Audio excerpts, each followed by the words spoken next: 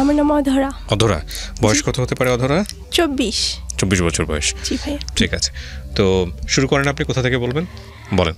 আমার দাদা হচ্ছে আমাদের যে বংশ এখন এইখানে হচ্ছে মানে দত্তক আনা হয়েছিল আমার দাদাকে, মানে উনাদের হচ্ছে কোনো বাচ্চা হয়েছিল না, ওই বিধায় হচ্ছে আমার দাদাকে আনে। আচ্ছা। আর আমার দাদার হচ্ছে মা যে যিনি উনি হচ্ছে মারা যায়, পরে সব সম্পত্তি কিছু রেখে আর বাকিগুলো বিক্রি করে মানে উনাকে দত্তক দিয়ে উনি হচ্ছে আসাম চলে যায়। ওকে। এই পরিবারে আসার পরে হচ্ছে আমার দাদাকে আনার পরে ওনার হচ্ছে 3টা ছেলে হয় আর হচ্ছে 4টা মেয়ে হয়। জি। সেই পরিবারে হচ্ছে আপনার আবার হচ্ছে 3টা দাদা, ওই দাদার ঘরে হচ্ছে আপনার সব মিলে হচ্ছে 5টা ছেলে হয়। আচ্ছা। আর 3টা ফুপু আমার। ওকে। দেন ওইভাবে হচ্ছে ওই ফ্যামিলিতেই আমি হয়েছি, মানে আমার আগে হচ্ছে আমার একটা ভাই হয়, ওইটা মারা যায়। আচ্ছা। আমার বাবা তাতে মানে আমি হওয়াতে খুশি না। মানে আপনি হওয়াতে খুশি না? আপনার না, মানে ছেলে পছন্দ তার। ও, আপনি তার মানে সে অর্থে প্রথম সন্তান বলতে গেলে। প্রথম, হ্যাঁ। তারপরে হচ্ছে খুশি না। বাবা কি করতো? উনি আমি হওয়ার 6 মাস পরে সিঙ্গাপুর চলে যায়। জি। আচ্ছা, এমনিতে দেশে থাকা অবস্থায় তেমন কিছু না, তখন কাজ করতো এমনি। ওকে, ঠিক আছে, বলেন তারপর। তারপরে হচ্ছে মানে আমি হওয়ার পরে উনি খুশি না। পরবর্তীতে যখন সিঙ্গাপুর যায় তখন আমাদের ফ্যামিলি আরও মানে বেশি একটু উন্নতির দিকে যায়। তো ওই হিসেবে মানে মেয়েই ভালো, উনি মনে করে তখন মেয়েটাই ভালো, সৌভাগ্য নিয়ে এসেছে আমার জন্য। জি। তখন ওইটা মনে করার পরে হচ্ছে মানে ছোটবেলা থেকে বাবাকে তো পাইনি, কিন্তু আমার কাকাও যে 3টা দাদা আছে ওনাদের মানে যে ছেলেগুলো ওইগুলো আমার নিজের কাকা আমার বাবার মতোই করে, আদর করে, অনেক বেশি আদরের। তো সেক্ষেত্রে হচ্ছে একটু বড় হওয়ার পরে মানে আমাদের ওই মানে গ্রাম তো হাটি বাড়ি বলা হয়, তো ওইটুকুর ভিতরে আমি শুধু মেয়ে, আর কোনো বাচ্চা নাই। তো সেক্ষেত্রে হচ্ছে আমি যখন স্কুলে পড়ি, যখন স্কুলে দেয়, আর তার আগে ভাই আমি মানে আমার বাবার কাছে যাওয়ার জন্য খুব বেশি বায়না ধরতাম, দেশের বাহিরেই যাব আমি। তো আমার দাদা ওইখানে ওইখানে থাকতো। তো আমার দাদা হচ্ছে সবসময় বলতো আচ্ছা আমি তোকে নিয়ে যাব। তো আগে প্লাস্টিকের ব্যাগ ছিল না, ওই প্লাস্টিকের ব্যাগের ভিতরে আমি ভরতো, কিন্তু ওজনের জন্য ওটা ছিঁড়ে যাইতো, নিচে পড়ে যাইতাম। তো সেক্ষেত্রে আর যাওয়া হয় নাই। কিন্তু 2 বছর পর বাবা আসতো বা আমার জন্য অনেক শাড়ি মানে বায়না ধরতাম, এটা কিনা দিবা। তো বায়না ধরতাম, তো ওইটা বাবা হচ্ছে করতো আসার পরে।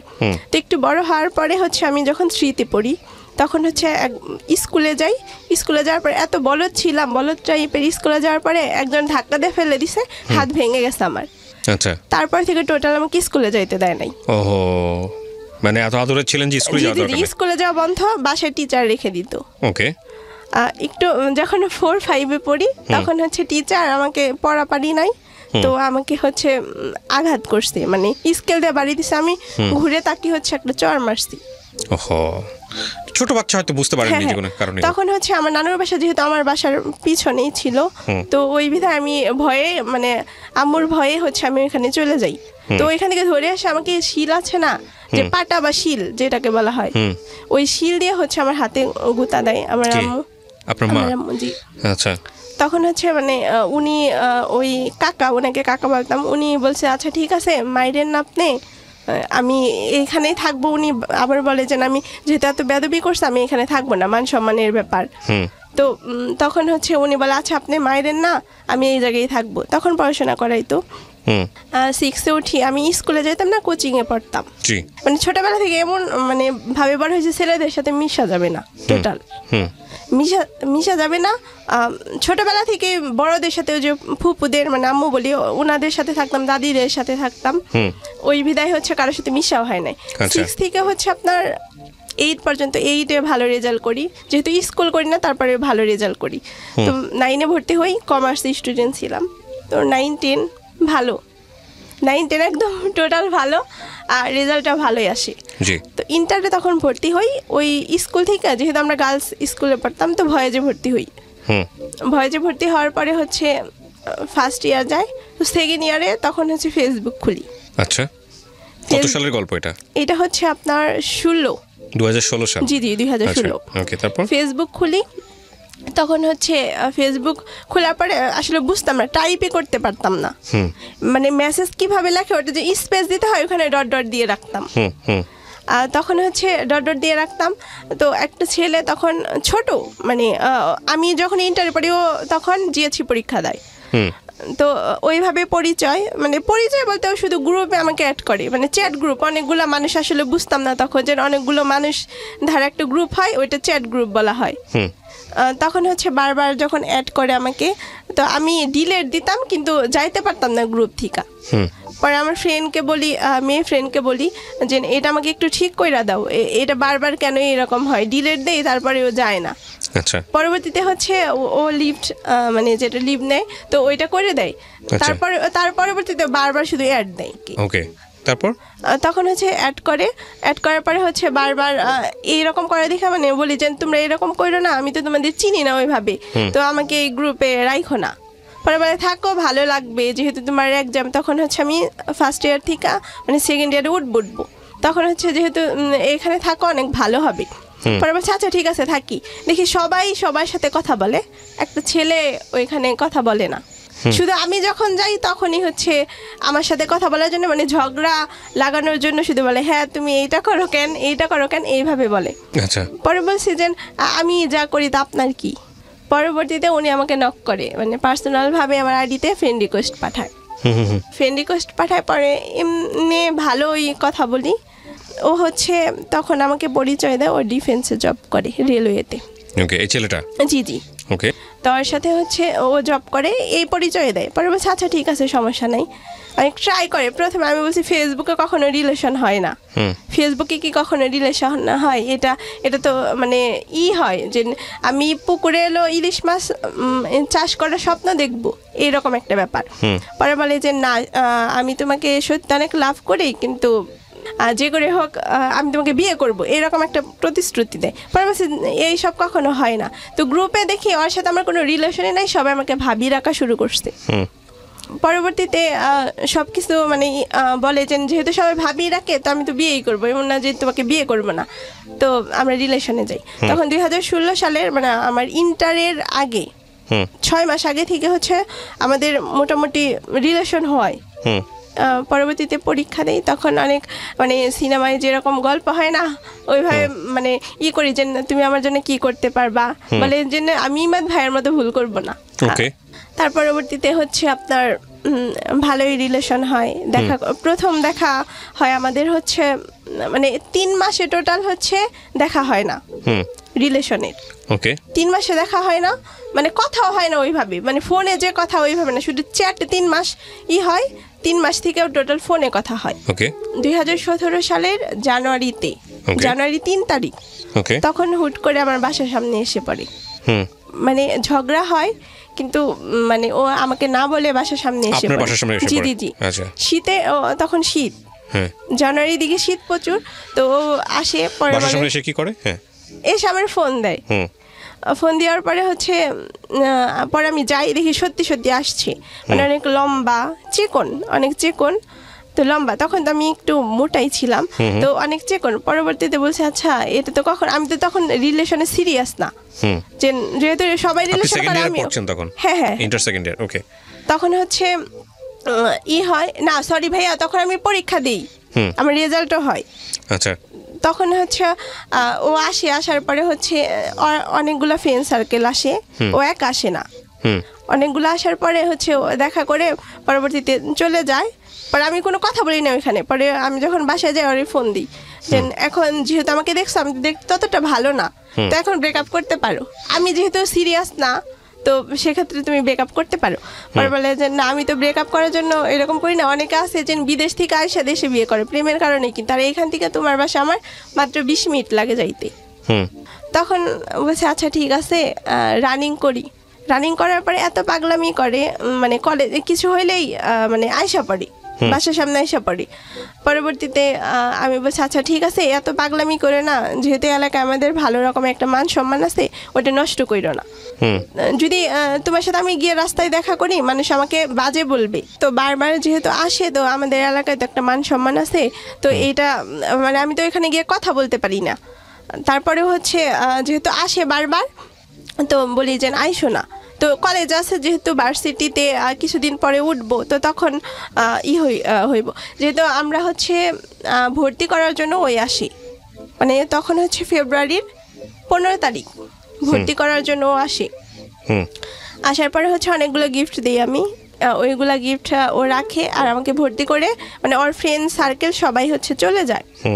অনেক ওইখানে আপনার আমাদের সাবেক চেয়ারম্যান ওনার ছেলে দেখে, তো ওইটা আমি আবার ওর পিছনে লুকাই যে না আমাদের একটা আছে কাকা লাগিয়ে, তো উনি যদি গিয়ে আমার কাকাদের বলে তাহলে অনেক ঝামেলা হবে ব্যাপারটা।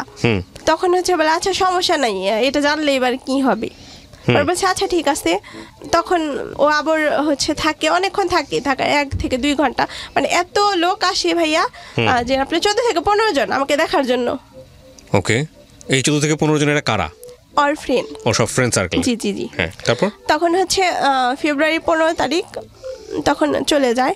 তারপরে কিছু হইলেই ও হুট করে না আমাকে সারপ্রাইজ দেওয়ার জন্য কলেজে এসে পড়ে যে তুমি কি কলেজে যাবা? আবার বলছি হ্যাঁ কলেজে তো যাবো, নতুন নতুন তো যাইতে হবো। পরে বলে যে না আচ্ছা ঠিক আছে। তো আমি শুধু ওইটুকু বলতাম আর ও হুট করে হচ্ছে কলেজে এসে পড়তো আমাকে না জানাই। ওকে, তো গ্রুপ থেকে আসলে 2 থেকে 3 জনের রিলেশন হয়ে যায়। তো আমারটাই প্রথমে হয়, পরবর্তীতে হচ্ছে অন্যজনের। তো যে ওর ফ্রেন্ড মানে ওর চাচাতো ভাই ওইটা হচ্ছে আমার ফ্রেন্ডের সাথে রিলেশন হয়। তো ওর সাথে দেখা করতে যখন আসে ওকে নিয়ে আসি। নিয়ে আসার পরে আপনার বিভিন্ন কলেজের আউটসাইডে অনেক ঘোরার মতো হাত ধরে হচ্ছে জায়গা আছে। তো ও যে কয়বারই আমার সাথে দেখা করতে আসছো আমার হাত ধরে থাকতো। আচ্ছা, হাত ধরে ঘুরতো। তো ঘোরার পরে হচ্ছে আমাদের ওইখানে এরিয়ার ভিতরে একটা করাতিপাড়া বলে একটা জায়গা আছে। কি নাম? করাতিপাড়া। করাতিপাড়া, জি জি জি। ওকে, ওইখানে জায়গা আছে, ওই ফুল করাতিপাড়া আমরা ঘুরি, মানে 5 জন মানুষ ঘুরি ওইখানে টোটাল। মানে আমি এতটা ওদের এলাকায় পপুলার, মানে আমাদের এলাকায় মানে যতটা না চিনি আমাকে ওদের এলাকায় সবাই চিনে যে এটা মানে ওর গার্লফ্রেন্ড। ওকে, তো এইভাবে চিনে। পরবর্তীতে হচ্ছে ওইখানে ঘুরি। আপনার ফ্যামিলি সার্কেলের মধ্যে কি কেউ কি জানতো যে মানে আপনাকে চিনে? পরবর্তীতে জানে। তখনও জানে না? না না তখন জানে না, কেউ জানে না। ওকে, তারপর? তখন মানে আমি ফার্স্ট টাইম ফেসবুক খুলে, আমাদের মানে গ্রাম তো ফেসবুক সম্পর্কে ধারণা নাই কারো। তারপর ওই করাতিপাড়ার ওইখান থেকে ঘোরার পরে হচ্ছে ও চলে যায়, আমি বাসায় এসে পড়ি। পরবর্তীতে আবার এইভাবে শুধু দেখাই হয়, মানে কলেজে বারবার আসে। তো পরবর্তীতে একবার আসে যখন, তখন আমাকে 1 টাকার একটা চকলেট দেয়। ওই চকলেটটা এখনো আছে, চকলেট দেয়। পরে বলছে এটা কিসের চকলেট? পরে বলে এইটা তোমার জন্য। পরে বলছে এটা আমার জন্য কিভাবে? 1 টাকায় কেউ চকলেট কিনে গার্লফ্রেন্ডের জন্য নিয়ে আসে? পরে বলে এটা আমার পকেটে সবসময় ছিল, ওইটা আমি তোমাকে দিছি।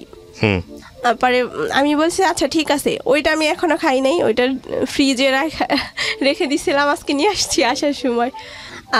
সেটা আমার কাছে ছিল। পরে ওর একটা মামা থাকে, ওর মামা না কাকা যাই হোক, আমি ওনাকে খালু বলি সম্পর্কে, মানে ওর মাধ্যমে চিনা, ওনাকে খালু বলি। তো ওকে নিয়ে আসে। ওকে, ওকে যখন নিয়ে আসে, তো কলেজে তো অনেকগুলা ক্যান্টিন থাকে, প্লাস হচ্ছে একটা রুম ছিল খালি। তো আমি আর আমার একটা ফ্রেন্ড বসেছিলাম, ওর ভাইয়ের গার্লফ্রেন্ড। ওকে, দুজনে বসে আসি। পরে ওকে না বলে যে ভাবি আপনি চইলা যান। পরে বলে যে আচ্ছা ঠিক আছে। তো ও আসছে, ওর হচ্ছে চাচা নাকি কি যেন লাগে, আমি ওনাকে খালু বলি, যে কোনো সম্পর্কে বলি ওনাকে খালু বলি। তো ওনাকে নিয়ে আসছে অনেকক্ষণ, 2 থেকে 3 ঘন্টা আমরা ওই রুমে কথা বলি। তো হাত ধরে থাকে। ও হুট করে হচ্ছে আমার ফোনটা নিয়ে নেয়, মানে ফোন চেক করে সবসময়। আয়সা নিয়ে হুট করে মানে না বলে আসে, আয়সা চেক করে, ফোন চেক করতো, মানে সন্দেহ করতো। তারপর আমি বলছি আচ্ছা কি, আমার ফোনে তো কিছুই নাই। তখন আমি ফোনটা ভালো করে বুঝিও না, আর কি থাকবে। ওর সাথে যেটুকু কথা বলতাম ওইটুকুই, দেখতো যে ওদের এলাকার কারোর সাথে আমি কথা বলি কিনা। ওকে, আমি তখন বলছি আচ্ছা তোমার ফোন দেখি, তুমি কার সাথে কথা বলে দেখি। আমার 2টা ফ্রেন্ডের সাথে কথা বলে আমাদের ব্যাপার নিয়ে। পরবর্তীতে হচ্ছে ওইখানে হচ্ছে ও আমার হাত ধরে থাকে অনেকক্ষণ। হাত ধরে থাকার পরে ওখানে একটা সুন্দর মুহূর্ত কাটাই। তো ওইটা যাওয়ার পরে বলে আচ্ছা ঠিক আছে তুমি, আমি তখন টাঙ্গাইল শহর চিনি না, আমি তো গ্রামে, তো ওইভাবে টাঙ্গাইল শহর চিনি না। তো পরে বলে যে এখানে আমার একটা ফ্রেন্ড থাকে, ওর কাছে তুমি যাও। আচ্ছা, ওর কাছে যাও, তুমি নাম্বারটা নাও, ও তোমাকে ফোন দিবে, ওইখানে গিয়ে দাঁড়াও, বা ও তোমাকে একটা কাজের জন্য গেছি তো ওইটা ও করে দিবে। পরে উনি আমার সাথে যায় যেখানটায় ছিলাম। তারপর উনি আমার সাথে যায়, যাওয়ার পরে হচ্ছে পরবর্তীতে ফোন দেয় যে তুমি 10 মিনিট দাঁড়াও, আমার ফ্রেন্ডই যাবে। পরে বলছে আচ্ছা ঠিক আছে আসো। তখন ওই ফ্রেন্ডটা চলে যায়, কিন্তু পরবর্তীতে আরেকজনকে নিয়ে আসি। পরিচয় করাই, এটা তোমার উকিল বাবা। ওকে। আমি মামা বলি, তো পরে বলছি উকিল বাবা বিয়ে করি নাই, তো উকিল বাবা কিভাবে হয়, সম্পর্ক যতই হোক মামা বলেই করি, উনি আমাকে আন্টি বলে। তো তখন হচ্ছে আপনার ওইখানে ফুচকা পাওয়া যায় আমাদের ক্যাপসুল, টাঙ্গাইলের সদরে। ওইখানে হচ্ছে, আর প্রতিবার না ভাই ও যখন আসতো আমার কাছ থেকে 20 টাকা করে চা নিত। কেন জানি না, ওকে 20 টাকা করে চা নিতে পারে। ওইখানে না ফুচকার দোকানে বলে টাকা দাও, পরে বলছে কিসের টাকা, বলে 20 টাকা দাও, প্রতিবারই তো নেই, এটা আবার জিজ্ঞেস করো কেন, আসলেই দিয়ে দিবা। বলছে আচ্ছা ঠিক আছে নাও। তখন হচ্ছে ফুচকা, যাই হোক ফুচকা খাই দুইজন না সরি, ওই মামাটার সাথে থাকে আর আমার একটা ফ্রেন্ড, তো 4 জন আমরা। পরবর্তীতে বললে যে আপনার মেয়ে অনেক তো দরদি, তার জন্য আমাকে প্রতিবার 20 টাকা করে দিয়ে দেয়। বেশি টাকা নিত না, যখন আমি বেশি টাকা ওকে দিতে চাইতাম ও নিত না। আমি কিন্তু জানি ভাই ওই মুহূর্তে জব করে। ওকে, তারপর পরবর্তীতে হচ্ছে ওইখান থেকে চলে যায়। পরে আমি না বাইনা প্রথম যেদিন, হ্যাঁ তুমি আমার জন্য চুড়ি আনো নাই, মানে কথায় কথায় ও বলে যে মেয়েদের চুড়ি পরলে অনেক সুন্দর লাগে, তুমি তো আমার জন্য চুড়ি আনো নাই। আমি যখন সিএনজিতে উঠি ও বলে যে এই আমার মনে নাই তোমার জন্য চুড়ি কিনবো, তো যে তোমার হাতের মাপ লাগবে। পরে বলছি যে আচ্ছা থাক, পরবর্তীতে তুমি আমাকে দিয়ে দিও। পরে সেটা আসে, এইভাবেই চলতে থাকে। পরে হুট করে আমাদের এলাকায় একটা মেয়ে চলে আসে, মানে ছেলে বের করে নিয়ে আসি। ওই ছেলেটা কিছু করে না, সেটা না মানে ও আমাকে ফোন দেয়।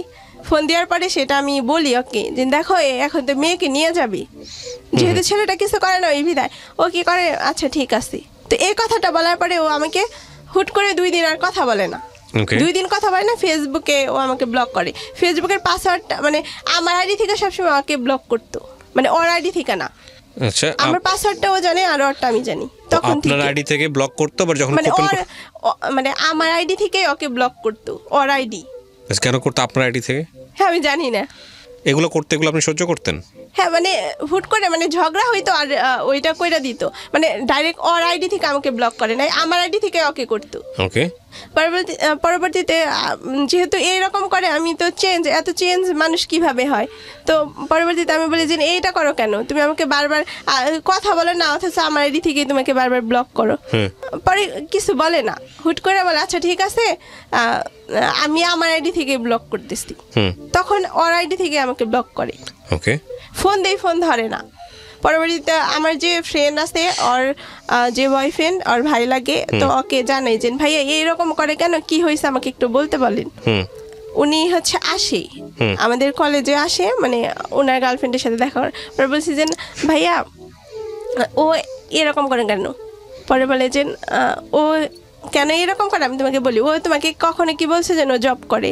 বলছি হ্যাঁ রেলওয়েতে জব করে, এটা তো জানি, আমি তো পিকও দেখছি। বলে না, ওর কাকার হচ্ছে ইউনিফর্ম গুলা পরে ও পিক তোমাকে দিছিল।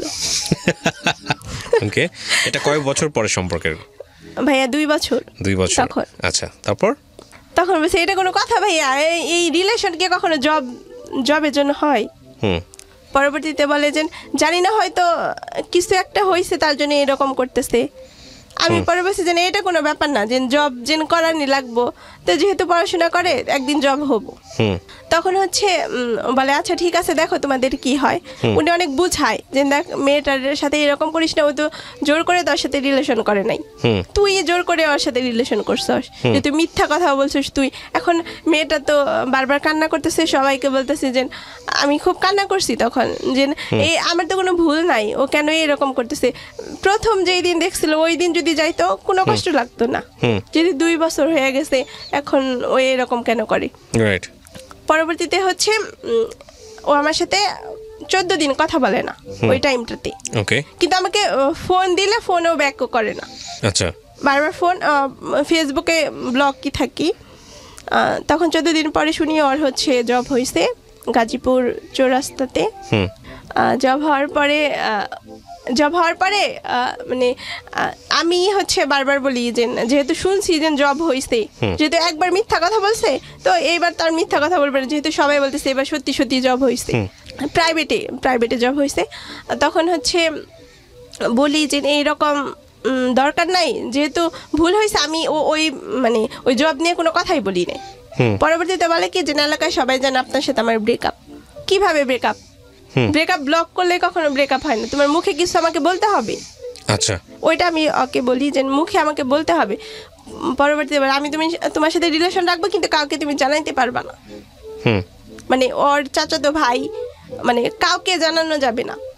পরবর্তীতে বলছে আচ্ছা ঠিক আছে জানাবো না। কথা বলে মানে আমাদের টোটাল রিলেশন তারপরে 3 বছর, 2 বছরের পর আরো 3 বছর। হ্যাঁ 3 বছর, মোট হচ্ছে 5 বছর। কিন্তু আমাদের পরিচয়টা হচ্ছে প্রায় 6 বছর হবে। আমি যে তোমার সাথে কথা বলি ওইটা কাউকে বলবা না। আচ্ছা। পরে বলছি কেন? পরে বলে এমনি, মানে ওর জেদটা অনেক বেশি, রাগ জেদ এগুলো অনেক বেশি। মানে একবার যদি কাউকে বলে যে এটা করি না, যদি ওইখানে যায় তাহলে মানে মান সম্মানের ব্যাপার আছে এইটা মনে করে। পরে আমি বলছি যে আচ্ছা ঠিক আছে, যেহেতু মানুষটা দরকার, আমার তো কে কি বললো ওইটা দরকার নাই। পরে বলছি আচ্ছা ঠিক আছে, আমাদের এইভাবেই কথা হয়, দেখা হয়। তো মানে ও আমাকে মানে বাচ্চা মানুষ যেভাবে লালন পালন করে না ওইভাবে কেয়ার করে বেশি।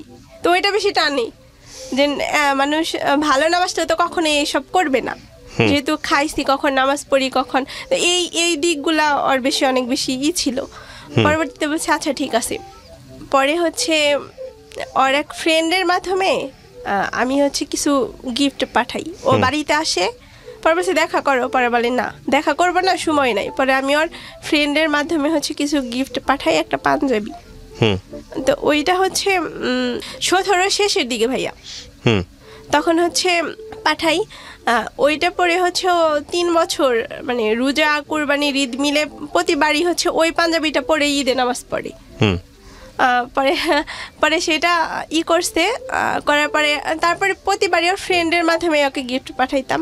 যদি যখন দেখা করতো হুট করে তো দেখা করতো, তখন কিছু কিনা দেওয়ার মতো থাকতো না, যে হুট করে আসে সামনে যে তোমার ফোনটা দাও বা এরকম করতো।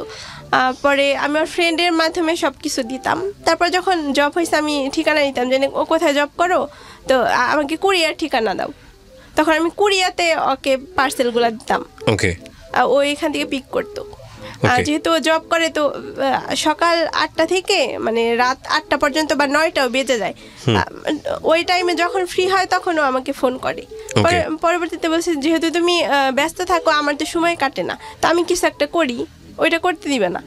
পরে বলছে কিছু, যেহেতু অনেক কাপড় আছে বিজনেস শুরু করছে, তো অনলাইনে বিজনেস করা যায়। পরে বলে যে না এইগুলা করা যাবে না, যদি বেশি বুঝো তাহলে একটা পানের দোকান কিনে দিব, ওইখানে পান বিক্রি করবা আর আমি পাশে বসে থাকবো। আচ্ছা। ও না হাজিরা দিত, আমি বুঝতাম না এই জিনিসটা কি হাজিরা, মানে যে থানায় গিয়ে হাজিরা দিত। পরে জিজ্ঞেস করছি যে হাজিরা কিসের জন্য দেয়? পরে বলে এমনি একটা ঝামেলার কারণে মামলা করা হয়েছিল, তো সেই কারণে হাজিরা দিই। আচ্ছা। পরে আমি বলছি হাজিরা, আচ্ছা ঠিক আছে। পরে আমাকে বলে যে আমি যদি কখনো হাজতে থাকি মানে জেলে থাকি তুমি কি দেখতে যাবা? পরে বলছি যে আচ্ছা ঠিক আছে, তোমার পাশে গিয়ে দাঁড়ায় থাকবো, যেহেতু আমাকে তো ভিতরে ঢুকাবে না, তো আমি জেলের বাহিরে গিয়ে দাঁড়ায় থাকবো আর তোমার জন্য অপেক্ষা করব।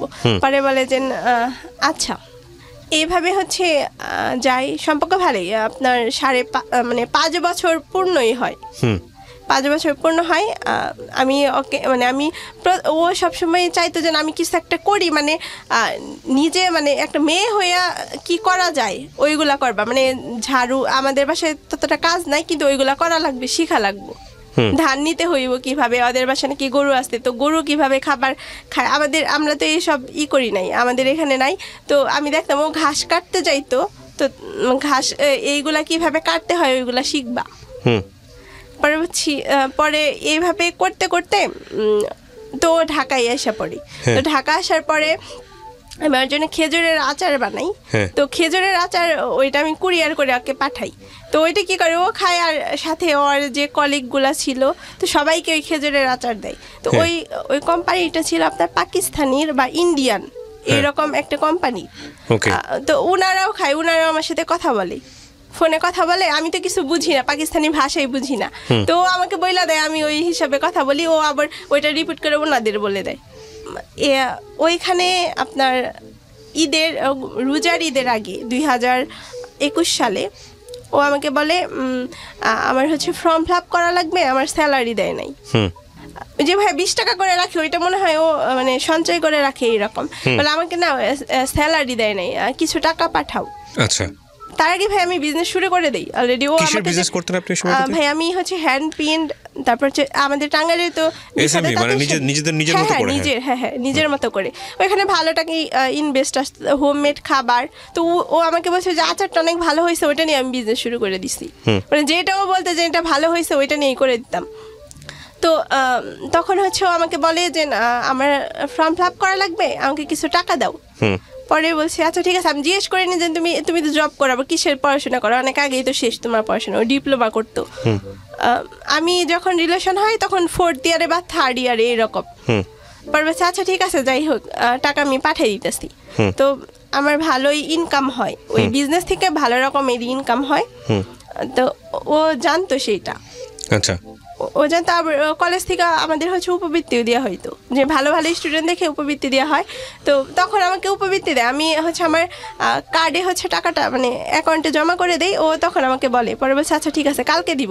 কালকে ভাই আর আসে না, মানে কালকে আসে না। আমি কখন দিতে পারবো টাকাটা, ওইটা আমার লাগছে যে না, ও আমার কাছে চাইছে, আমি কি দিতে পারবো না। তো পরবর্তীতে পরের দিন আমি গিয়ে ওইটা আমি দিতে পারি না, ব্যাংকে নাকি টাকা শেষ হয়, তো পরের দিন দিতে বলে। পরে ওকে বলি আচ্ছা কালকে দিলে হবে, পরে বলে হ্যাঁ হবে। তখন আমি ওকে কিছু টাকা দেই, ওইটা হচ্ছে ও নেয়, নেওয়ার পর ফর্ম ফিল আপ করে। আমাদের স্বাভাবিক রিলেশন। এতবার ভাইয়া মানে ও আমার হাত ধরছে, মানে বলার বাহিরে। হাত যখনই দেখা করতো তখনই হাত ধরে থাকতো, কখনো 1 সেকেন্ডের জন্য ছাড়ে নেয়। হাত অনেক মানুষ থাকতো, তারপরে হাত ধরেই থাকতো। তখন হচ্ছে ওইটা যায় আপনার রোজার ঈদ যায়, কুরবানি ঈদ কথা হয়। ও আগেই ছুটিতে আসে, তো আগে চলে যায়, বাসায় কথা বলতে পারে না। কিন্তু ও আমাকে বলে যে সবাই জানে ব্যাপারটা। পর বলছি সবাই জানলে কথা বলতে পারবা না কেন? পর বলে যে আমার ভালো লাগে না, এখানে নেট পায় না, নেটের অনেক প্রবলেম হয়। তো সে কারণে আমি ঢাকায় চলে যাব। ঢাকা আসে আপনার প্রতিদিন গড়ে 4 ঘন্টার মতো কথা বলে। মানে সময় যতটুকু, যে আসার পরে যে সময়টা পায় ওই সময়টুকু আমাকে দেয়। আচ্ছা, পরবর্তীতে হচ্ছে আপনার রোজার ঈদ তো যাই, কোরবানি ঈদ আসে। কোরবানি ঈদের 3 দিন আগে হচ্ছে, এর ভিতরে ভাই অনেকগুলো বিয়ের প্রপোজাল আসে। আমার কাকাকে বলে, যেহেতু কাকা অ্যাডভোকেট, ওনার কথা সবাই শুনে, তো আমি অনেক বিয়ের প্রপোজাল ভেঙে দিই, বা ও নিজেও একটা ভেঙে দেয়। ওকে, নিজেও ভেঙে দেয়। আমার কাকাকে বলি, তো কাকা ওইটা আয়গা নেই। কিন্তু হচ্ছে ঈদের, কোরবানি ঈদের যে আগে, যে 2021 সালে আপনার 3 দিন আগে একটা প্রপোজাল, সেটা অনেক আগে থেকে কথাবার্তা, সবারই পছন্দ। সেই বিধায় হচ্ছে আমাকে ঈদের 3য় 4র্থ দিন দেখতে আসবো, তখন কাবিন করে রাখবো, কিন্তু পরবর্তীতে বিয়ে হবে। তখন আমার মাথায় ভাই কোনো কিছু কাজ করে না, যে কি করবো এখন, কি করলে মানে ওকে পাবো।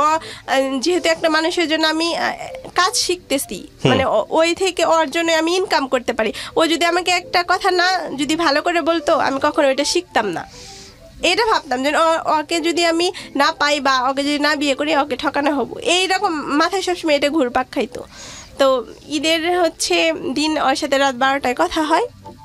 ঈদের পরের দিন হচ্ছে অনেকবার ফোন দেয় ওকে, কিন্তু ধরে না ফোনটা। ও জানে না যে আমি ওদের বাসায় যাব, যেহেতু সবাই জানে, আমার ধারণা যেহেতু সবাই জানে আমি ওদের বাসায় যাব, গিয়ে বলবো, ওরা বিয়ের প্রস্তাব দিবে, বিয়েটা হয়ে যাবে, এরকম আমি ইজিভাবে হচ্ছে যাই। তো আমার অ্যাকাউন্টে হচ্ছে 7 লাখ টাকা থাকে। বিজনেস করে, জি বিজনেস করে। আর হচ্ছে মানে আমার অ্যাকাউন্টে আমার মা 1 লাখ টাকা রাখে, যেহেতু আমার বাবা হচ্ছে 23 বছর ধরে হচ্ছে দেশের বাইরে থাকে, ওরা অ্যাকাউন্টে থাকে। কিন্তু আমি তো স্টুডেন্ট কার্ড দিয়ে করছিলাম অ্যাকাউন্টটা, পরে আমারটাইও রাখছি।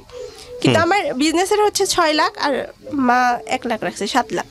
তো আমি ওইভাবে শুধু আমার কার্ডটা নিয়ে গেছি। আমার ফোনে বিকাশে ছিল 12,000 টাকা, ওইটা আমি নিয়ে গেছি। নিয়ে যাওয়ার পরে ওকে ফোন দিতেছি, যে বারবার যে ফোনটা ধরুক, ওর সাথে কথা বলেই যাব।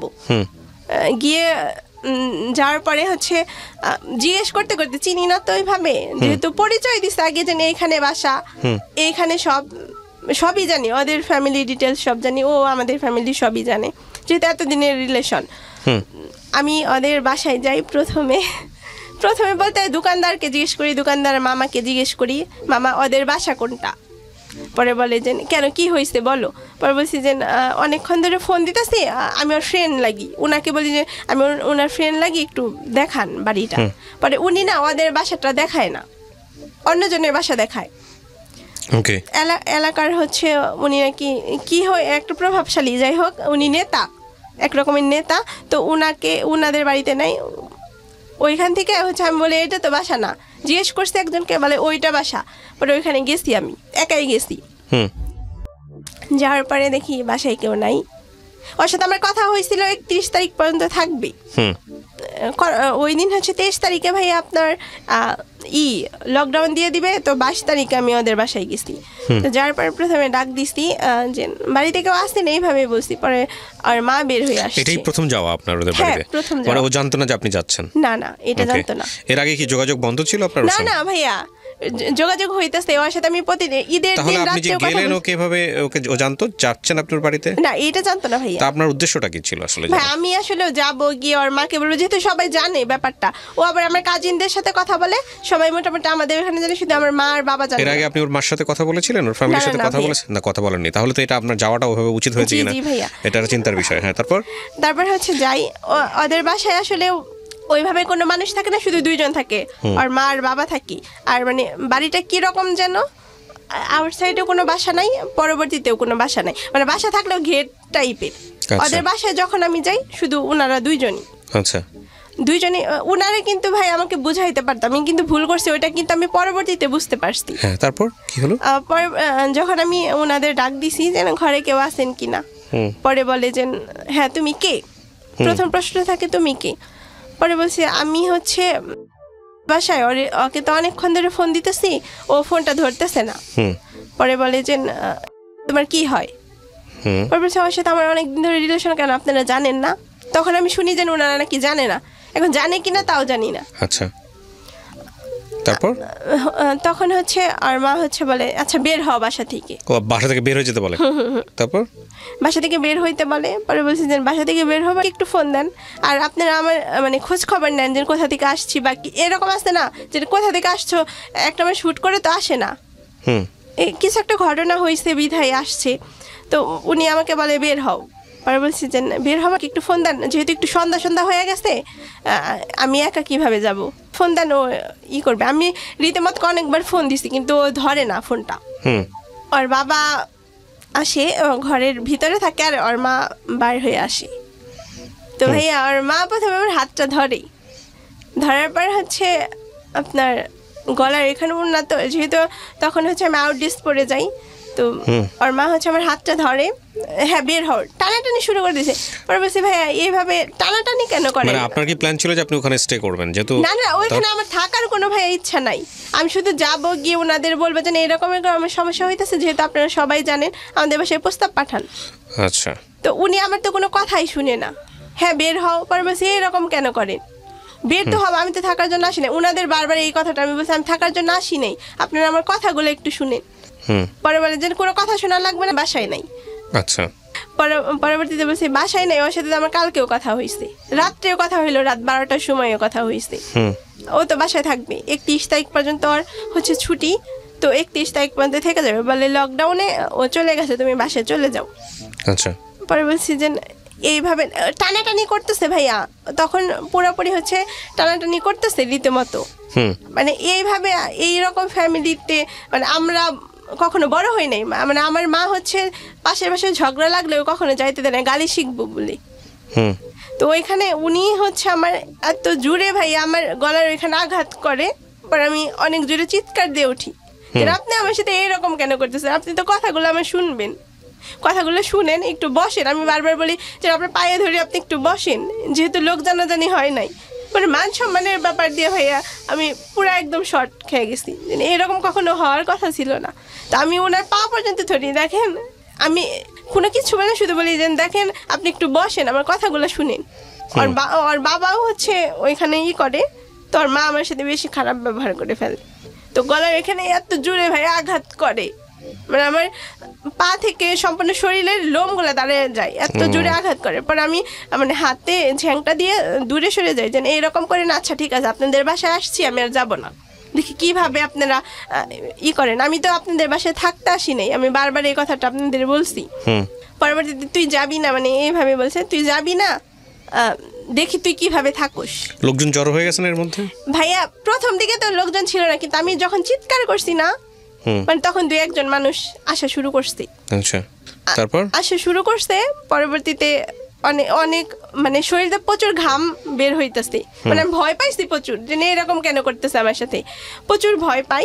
ভয় পাওয়ার পরে উনি তো রীতিমতো শুধু মানে আমার এই হাত একদম ফুলে গেছে, তখন উনি আমার হাতও দেখছি অবশ্য, যে মানে বেশি টানাটানি চোটে এই হাতটা আমার ভাঙছিল ছোটবেলায়, স্কুল থেকে পড়ে যে ভাঙছিল, তো টানাটানির কারণে ফুলে গেছে হাতটা। পরে হচ্ছে ওর বাবা কিছু বলে নাই, আর বাবা শুধু বলছে বাসায় নাই লাইসু, আর বাবা কিছু বলে নাই। কিন্তু আমার মা বলতেছে বাসা নাই, এই মেয়েকে আমরা রাখবো, যে মেয়ে বাড়িতে আইসা পড়ে, যদি পছন্দই করে বা তোমার সাথে রিলেশনই থাকে আমরা গিয়ে নিয়ে আসবো। পরে আমি বলছি আমি তো আপনাদের প্রথম দিকেই বললাম যে আমার সাথে এরকম ব্যবহার করে না, আপনি একটু বৈশা কথাগুলো শুনে, যেহেতু কোনো মানুষ জানাজানি হয় নাই।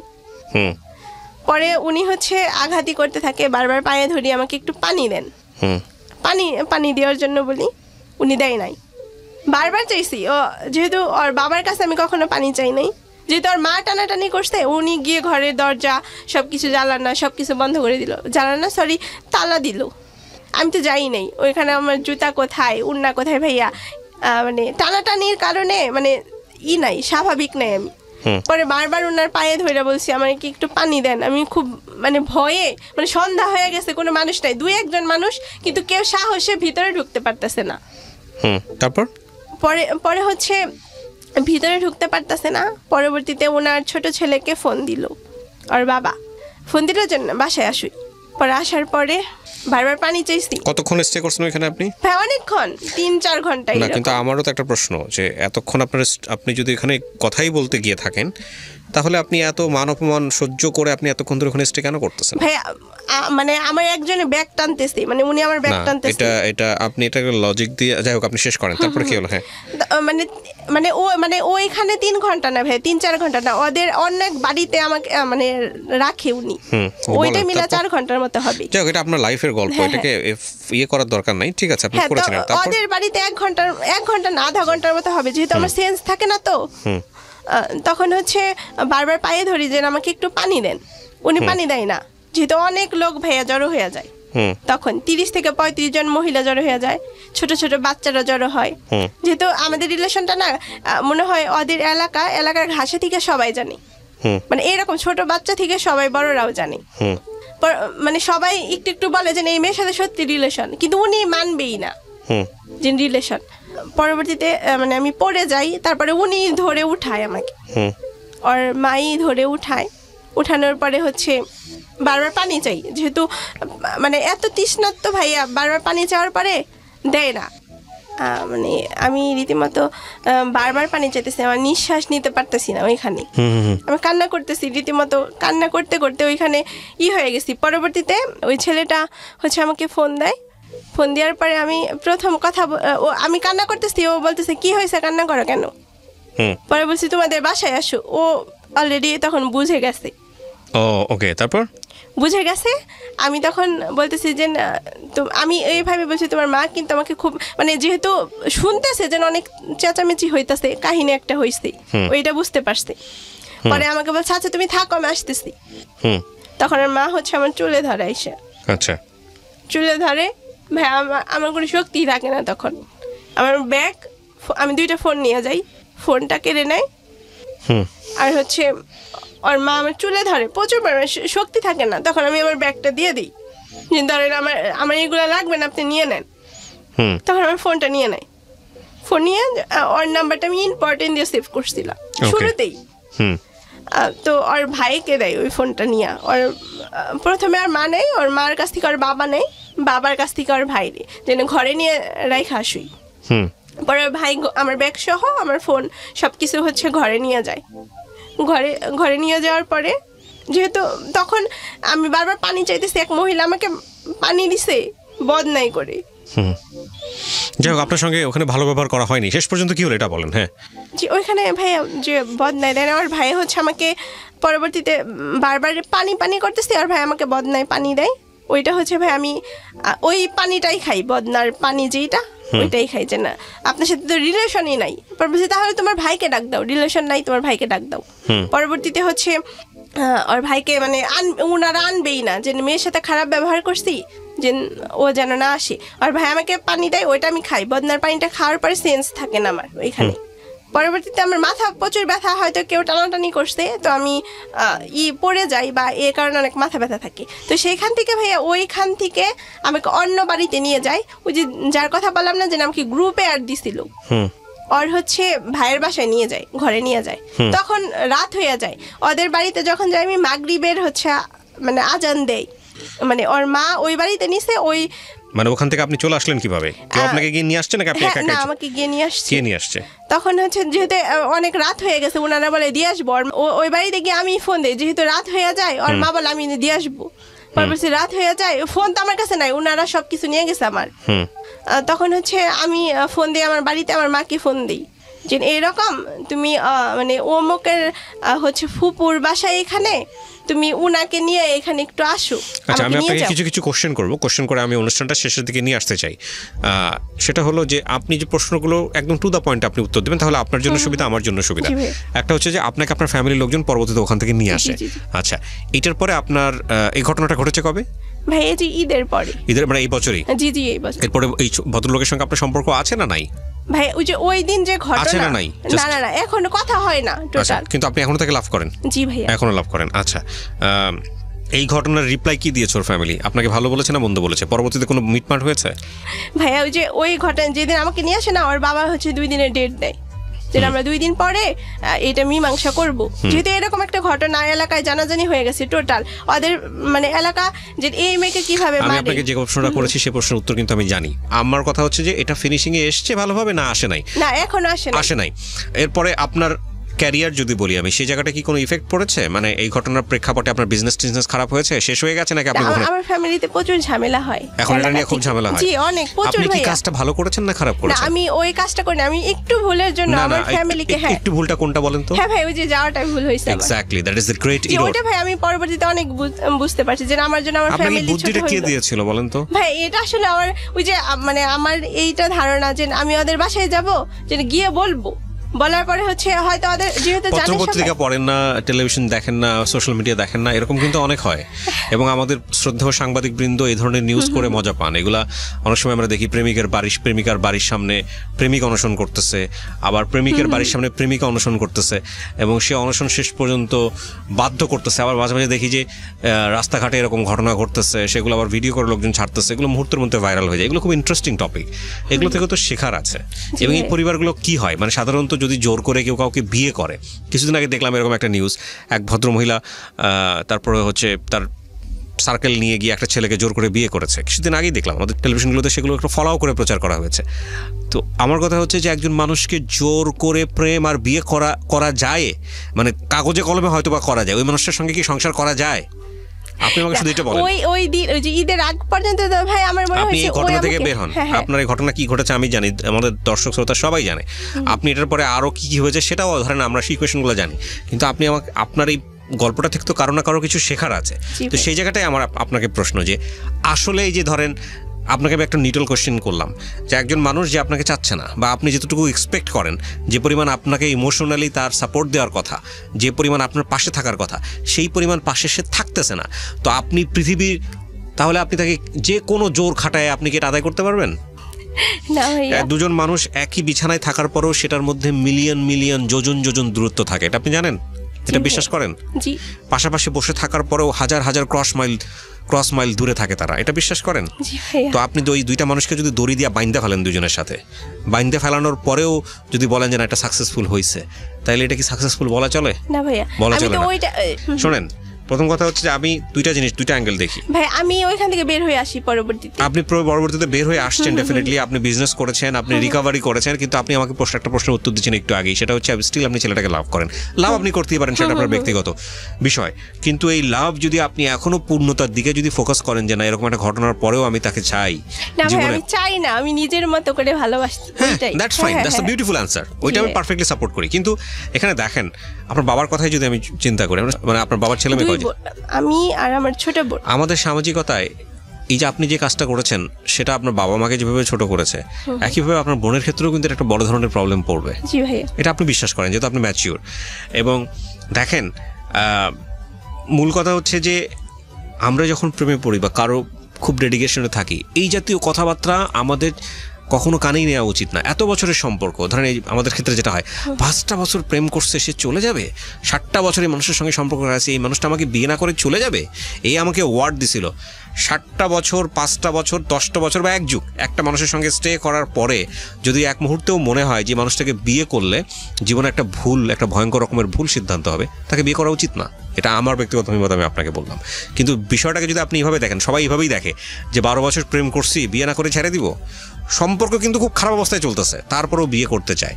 তো এই বিষয়গুলো আসলে আমার মনে হয় যে আমাদের জায়গাগুলো থেকে ফিলোসফিক্যাল থটে, সামাজিক দর্শনের জায়গাগুলো থেকে একটা বড় ধরনের গ্যাপ আছে।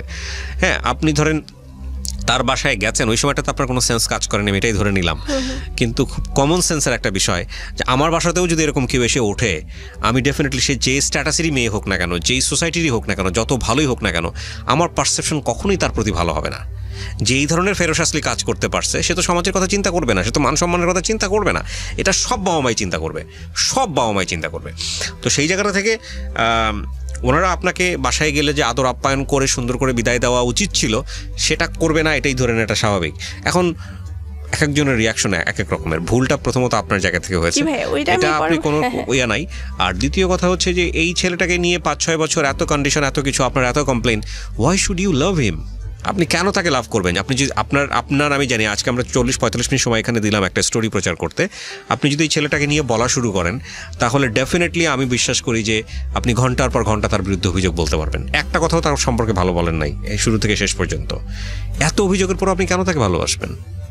এটা আপনার নিজেকে নিজে প্রশ্ন করা উচিত না? করা উচিত। কিন্তু আমাদের একটা বড় ধরনের সমস্যা কি জানেন? লাভের একটা মারাত্মক রকমের নেগেটিভ জিনিস আছে। সেটা হচ্ছে আপনি যখন কেউ কাউকে লাভ করবেন, আপনার ইমোশনটা আপনাকে ব্লাইন্ড করে দিবে এবং মনে করাবে এই মানুষটাই পৃথিবীর একমাত্র মানুষ, এছাড়া আর পৃথিবীতে কেউ নাই, এই মানুষটার জন্যই আমার জন্ম হয়েছিল, যাই হোক, ভালো হোক মন্দ হোক, এই মানুষটাকে নিয়ে আমার স্টে করতে হবে। That is the biggest wrong perception. এবং মজার বিষয় হচ্ছে লাভের এই জিনিসটা আবার যদি নাও থাকে, তাহলে লাভ থাকবে না, লাভ মাল্টি ডাইমেনশনাল হয়ে যাবে। তো এখন কথা হচ্ছে এটার মধ্যে ব্যালেন্স করাটা খুব জরুরি। হ্যাঁ, লাভ যদি আপনাকে অন্ধ করে ফেলে, তাহলে ডেফিনেটলি আপনি ওই আগুনে নিজেই শেষ হয়ে যাবেন। তো আমার মনে হয় যে যেহেতু আপনি বুঝতে পারেন যে তার ভুলগুলা কি, সেটা ভুল হোক আর না হোক, যেহেতু আপনি ভুল বলতেছেন, সুতরাং ওইখানে আপনার লাইফ ম্যাচ করতেছেন, এটাই স্বাভাবিক। সো রাইট নাও আপনি যদি 25-26, আপনার এজ কত? 24 বছর হয়ে থাকেন, তাহলে আপনি একটা গোল্ডেন টাইমে আছেন আপনার লাইফের। সো এই সময়টাতে যেহেতু আপনি একজন বিজনেস উইম্যান, আপনি মোটামুটি ভালো টাকা আর্ন করেন, আপনার কথাবার্তা শুনে যেটা বুঝেছি, বুটিক করে হোক বা যেটাই করে হোক না কেন, একটা এসএমইর মধ্যে আপনি আছেন, সেক্ষেত্রে আপনার একটা সুন্দর ফিউচার আছে। হ্যাঁ, জীবনে ভ্যালু সেই মানুষটাকেই দেওয়া উচিত যেই মানুষটার কাছে আপনার ভ্যালু আছে। আদারওয়াইজ আপনার লাইফটা খুবই মূল্যবান একটা জীবন, এবং এই লাইফটাকে যার কাছে ভ্যালু নাই তার কাছে ব্যয় করার কোনো মানে নাই। আপনার জন্য হয়তো আল্লাহ কাউকে না কাউকে বানিয়ে রেখেছেন যে হয়তো এই ভ্যালুটা দেওয়ার জন্য বসে আছে। সো সার্চ হিম, ফাইন্ড হিম, পাবেন আপনি। কিন্তু যেখানে আপনি ভ্যালু পাচ্ছেন না, অলরেডি প্রুভড, সেইখানে মানে এই যে সহজভাবে যদি বলি, একবারে কুকুর জাতীয়, শৃগাল জাতীয় প্রাণীর মতো তার পা ধরে বসে থাকা, that is the dump thing ever. এটা করা উচিত না, যদিও আমাদেরকে লাভ সেই জিনিসটাই করতে বাধ্য করে। সো প্রিয় দর্শক এবং শ্রোতা, আজকের এই গল্পটা অসাধারণ একটা গল্প। আমি গল্পটা বলবো এই কারণে, বিশেষ করে এই যে ইমোশনালি, মানে তুমি আমাকে পাত্তা দিচ্ছ না, তো তোমার বাসায় গিয়ে আমি স্ট্রাইক করব, বিয়ে হতে দিব না, প্যান্ডেলের সামনে গিয়ে সুইসাইড করবো বিষের বোতল নিয়ে, এগুলা যারা করে তারা ভুল করে, অন্যায় করে, এবং এগুলা করা মানে নিজের বিপদ নিচে ডেকে নিয়ে আসা। So please do not do this. এগুলো করে যদি আপনি সাকসেসফুল হনও একটা সার্টেন পিরিয়ড, হ্যাঁ বিয়েটা আপনি করে ফেললেন, তার মানে আপনি নিশ্চিতভাবেই একটা ভয়ঙ্কর রকমভাবে একটা কষ্টকর জীবন, একটা অসহনীয় জীবন, একটা সর্পদংশিত জীবন বেছে নিলেন, এ ব্যাপারে কোনো সন্দেহ নেই। কারণ এই জোর করে পৃথিবীতে কোনো কিছু, সব কিছু হয়তো সম্ভব, কিন্তু মানুষের মন পাওয়া যায় না। So thank you so much. আজকের মতো এখানেই শেষ করছি। আগামী বুধবার রাত 11টায় আমি আরজে কিবরিয়া আবারও ফিরে আসবো আরও একটি গল্পে। হয়তো সে গল্প আমাদেরকে কিছু না কিছু শেখাবে।